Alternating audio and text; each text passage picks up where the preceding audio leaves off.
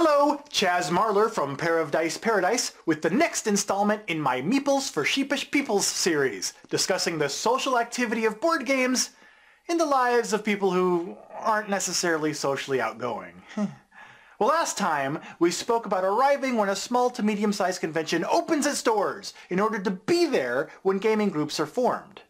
But what about those bigger conventions where no matter how early you arrive, you're still going to find yourself bobbing around in a sea of strangers, which is most likely just going to set you back to square one, shyly looming from the sidelines.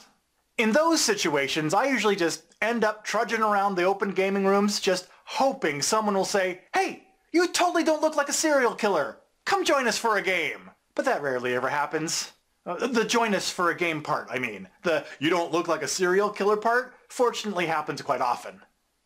But not as often as it used to, now that I think about it. But let me tell you about the smarty smart clever system used at one of the larger conventions I attended that changed everything. When I arrived, I passed by a table with a stack of tiny little pylons. First I wondered if someone was planning on having a tiny little parade. But then, as I started trudging around the room, not looking like a serial killer, I noticed that some players had set one of the tiny little pylons at the end of their table. And each one of those tables had something in common.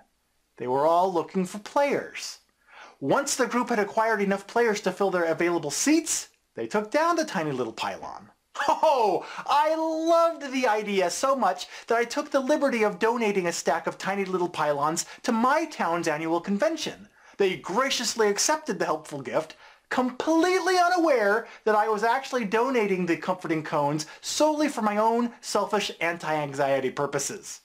If the medium to large size convention in your area doesn't already use a similar system, I really encourage you suggest it. It's brilliant, simple, and effective.